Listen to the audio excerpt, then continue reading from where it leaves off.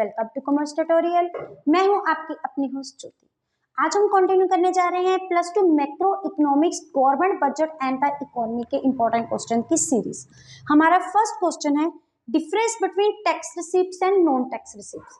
इनमें हमने क्या बताना है? डिफरेंस बताना है। अगर हमने डिफरेंस देखना हो तो इसके क्या पॉइंट्स बनेंगे? सबसे पहले हमारे पास tax receipt and non tax receipt. सबसे पहले हमारे क्या पास आ जाता है?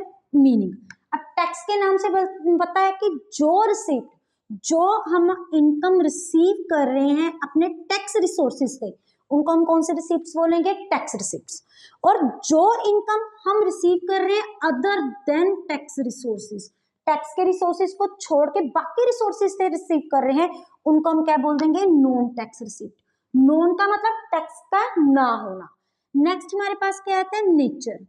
जो हमारी टैक्स की रिसीप्ट्स होती है, इसमें क्या होता है कि हमें कुछ ना कुछ डायरेक्ट जो बेनिफिट है मिलता ही मिलता है, कोई भी बेनिफिट नहीं मिलता। क्यों नहीं मिलता? क्योंकि ये एक लीगल एक कंपलसरी पेमेंट होती है। लेकिन जो नॉन टैक्स रिसीप्ट होती हैं, इनके रिगार्डिंग जा तो हमें कोई बेनिफिट मिलता है, जा हम क्या मिलती है? कोई ना कोई सर्विसेज मिलती है। जैसे कोई फाइन ले लो, फाइन या पेनल्टी ले लो, इनके लिए क्या लीगल ऑब्लिगेशन होती है कि हमें रूल्स एंड रेगुलेशन को क्या करना पड़ता है? फॉलो करना पड़ता है। अगर अब हम रेंट रिसीव कर रहे हैं, रेंट इंटरेस्ट रिसीव कर रहे हैं, ये हमारी क्या होती है? फैक्टर सर्विसेज आ जाती हैं। इनके रिगार्डिंग कोई ना कोई बेनिफिट या सर्विसेज हमें इनके बदले मिलता ही मिलता है।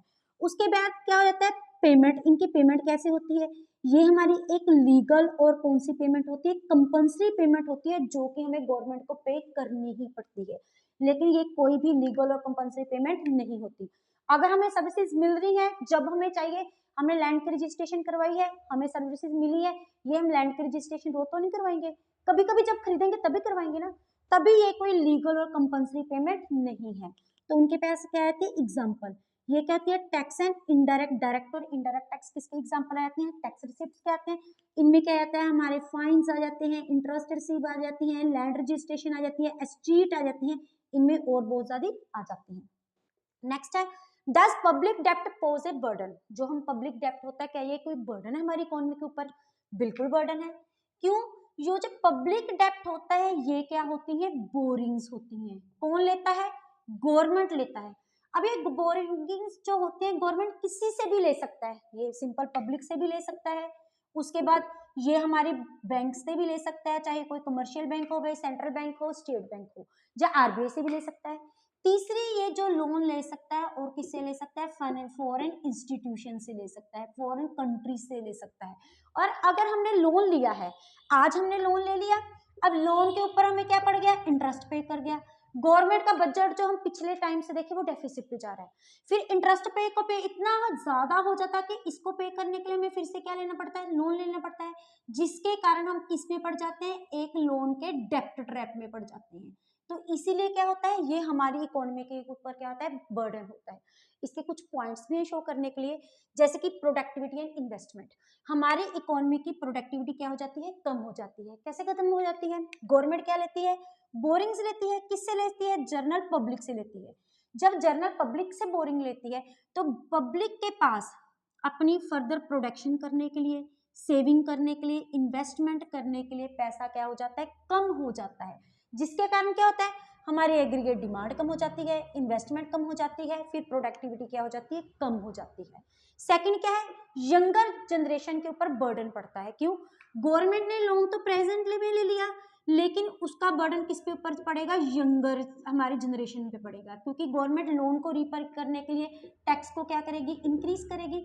जब मनी को फर्दर क्या करेगी? प्रिंट करेगी, उसको प्रिंट करेगी। तो यंगर के पास जो पैसा अवेलेबल है वो क्या हो जाएगा? एरोड हो जाएगा, मतलब कम हो जाएगा, जिसके कारण उसकी कंजम्पशन के लिए, सेविंग के लिए और इन्वेस्टमेंट के लिए पैसा क्या हो जाएगा? कम हो जाएगा, जिसके कारण यंगर जनरेशन के ऊपर क्या पड़ेगा? बर्डन पड़ेगा। थर्ड है क्या है? Lower private investment. ज्यादा पैसा किस में चले जाता है? हमारे टैक्स में पड़ जाता है। लोग ज्यादा सेविंग कम हो जाती है, लोगों की कंजम्पशन कम हो जाती है, डिमांड कम हो जाती है, इन्वेस्टमेंट कम हो जाती है, जिसके कारण हमारी इकोनॉमिक ग्रोथ पे भी क्या पड़ता है? नेगेटिव इफेक्ट पड़ता है। और नेक्स्ट है drainage of national wealth. Drainage का मतलब क्या होता है, हमारे पैसे में क्या होना, कटौती आना। क्यों कटौती आना, हम लोन कहाँ से लेते हैं, फॉरेन कंट्री से लेते हैं। अब उनको लोन जब हम पे करते हैं तो हमारी वेल्थ कहाँ पे चली जाती है, फॉरेन कंट्री के पास चली जाती है, जिसके कारण हमारी इंडिया की इकोनॉमी में, वेल्थ में क्या हो जाता है, ड्रेनेज हो जाता है, उनमें क्या हो जाता है, डिक्रीमेंट हो जाता है। नेक्स्ट क्वेश्चन है, what is the government budget, explain it's components. अब गवर्नमेंट बजट तो हमें पता है, it is the simple annual statement which shows the anticipated government received and government expenditure of a financial year या फिर fiscal year. Fiscal year कब start होता है, 1 अप्रैल से लेकर 31 मार्च तक होता है। और इसके लिए जो पॉलिसी बनाई जाती है उसको हम क्या बोलते हैं, या तो वो फिस्कल पॉलिसी होती है या हमारी क्या होती है, बजटरी पॉलिसी। इसके कंपोनेंट्स क्या होते हैं, हम इनको एक डायग्राम के साथ भी रिफ्लेक्ट करते हैं। हमारे 2 कंपोनेंट्स होते हैं, एक क्या होता है, रेवेन्यू बजट, और एक हमारा क्या हो जाता है, एक्सपेंडिचर बजट। अब रेवेन्यू कितने टाइप्स की होती है, 2 टाइप्स की, revenue received and revenue expenditure. Sorry, यहाँ पे आ जाएगा, यहाँ पे रेवेन्यू की बात की है तो रेवेन्यू रिसिप्ट एक होती है हमारी रिसिप्ट्स, और दूसरी हमारा क्या होता है, expenditure. Way revenue receipt and capital receipt. दूसरी तरफ हमारी क्या जाती है, revenue expenditure and capital expenditure. Capital, और हम कैपिटल में क्या यूज करते हैं, इधर और यहाँ पे दोनों में इधर और यहाँ पे हम क्या यूज करते हैं, नीदर और नोर। अब रिसिप्ट्स कौन सी होती हैं, which either increase in liability and reduce in assets, उसको हम क्या बोलते हैं, रेवेन्यू कैपिटल रिसिप्ट, जो तो हमारी लाइबिलिटी को इंक्रीज करता है, या एसेट्स को क्या करता है, कम करता है। जैसे कि हमारी क्या होती है, डिसइन्वेस्टमेंट, या फिर हमारी क्या होती है, बोरिंग्स। बोरिंग्स के साथ हम क्या हो रहे हैं, हमारे लाइबिलिटीज बढ़ रही हैं, डिसइन्वेस्टमेंट से हमारे एसेट्स क्या होते हैं, कम हो रही है। रेवेन्यू रिसिप्ट क्या होता है, which neither increase in liability and reduction in the assets. जब भी एक्सप्लेनेशन करना है, इनको इकोनॉमिक टर्म्स में करना है, नीदर लाइबिलिटी और एसेट्स के एस्पेक्ट से। यहाँ पे इंक्रीमेंट डिक्रीमेंट, यहाँ पे कुछ भी नहीं हो रहा, जो हमारे डेली रूटीन वाइज नेचर की होती हैं। ये क्या होती है हमारी, R for regular, R for recurring. ये कौन सी नेचर की हमारी रिसीप्ट होते हैं, रेगुलर, जो हम हर मंथली रिसीव करते ही करते हैं। और ये क्या होती है हमारी, इरेगुलर नेचर की होती है। इनमें क्या आते हैं हमारे, टैक्स एंड डायरेक्ट और इनडायरेक्ट टैक्सेस हमारे इसमें आ जाते हैं। नेक्स्ट है एक्सपेंडिचर। अब कैपिटल एक्सपेंडिचर क्या होता है, विच ईदर इंक्रीज इन एसेट्स और डिक्रीज इन लाइबिलिटीज। आपको एक चीज अंडरस्टैंड करनी है, दूसरी इसके क्या हो जाएगी, ऑपोजिट्स। इसमें एसेट्स इंक्रीज हो रहे हैं, इसमें हमारी लाइबिलिटीज क्या हो रही है, कम हो रही हैं। एसेट्स कम हो रहे हैं, एसेट्स क्या हो रहे हैं, इंक्रीज हो रहे हैं। जैसे कंस्ट्रक्शन ऑफ बिल्डिंग हो गया, कंस्ट्रक्शन ऑफ हमारी, हम बोल सकते हैं हॉस्पिटल हो गए, रिकवरी ऑफ क्या हो गया, लोन हो गया, रीपेमेंट ऑफ क्या हो गया, हमारा लोन हो गया। और रेवेन्यू नीदर, क्या नीदर, एक्सपेंडिचर का एक्सपेंडिचर के साथ, which neither increase in assets और डिक्रीज इन लाइबिलिटीज। एक्सपेंडिचर से R for regular, R for recurring. ये कौन से नेचर के होते हैं हमारे, रेगुलर और रेकरिंग नेचर के होते हैं। इनमें क्या आता है, हमारा इंटरेस्ट पेड आ गया या फिर हमारा रेंट पेड हो गया। नेक्स्ट हमारा क्वेश्चन है, explain the surplus and deficit budget. ये कौन टाइप्स के बजट होते हैं। सरप्लस का मतलब क्या होता है, पॉजिटिव।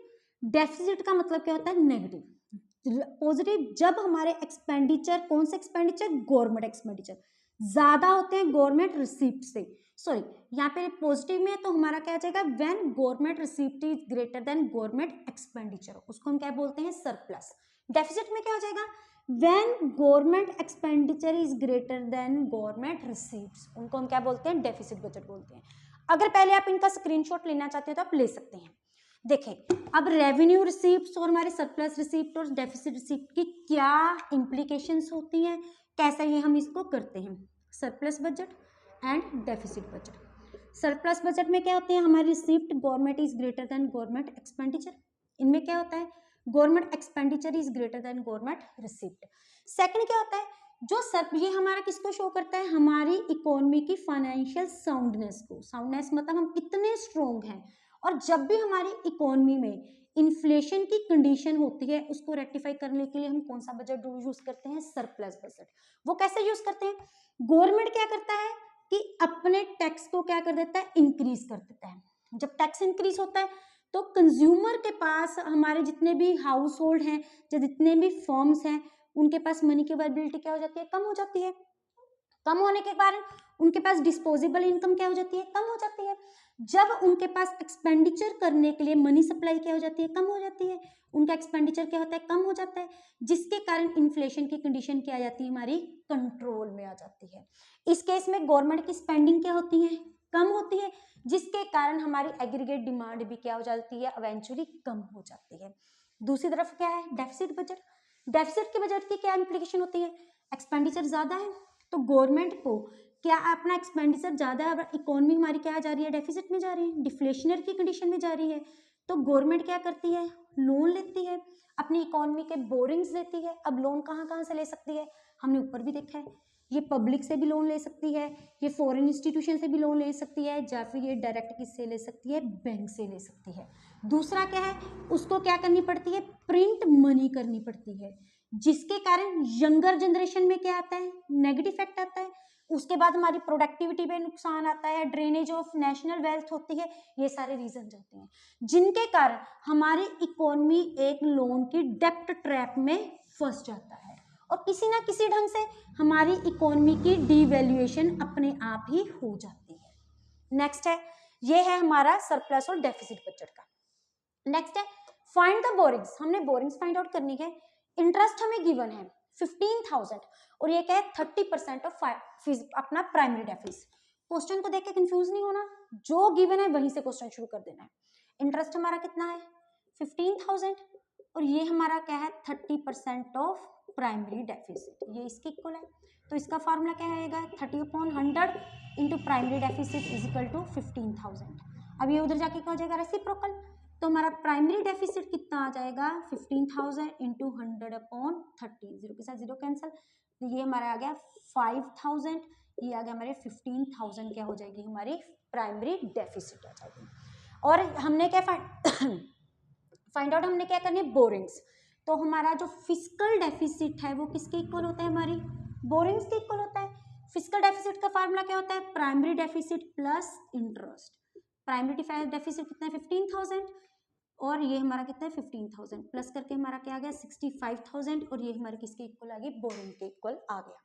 नेक्स्ट है हमने रेवेन्यू डेफिसिट फाइंड आउट करना है। रेवेन्यू एक्सपेंडिचर कितना है 2,50,000, that is 80% of revenue expenditure. अब रेवेन्यू एक्सपेंडिचर गिवन है, रेवेन्यू इनकम कितनी हो जाएगी 25,000 का हमारे पास क्या आ जाएगा 80%, जीरो के साथ zero cancel, 1 2 3 8 5 40, 8 to the 16 and 2 lakh आ गया।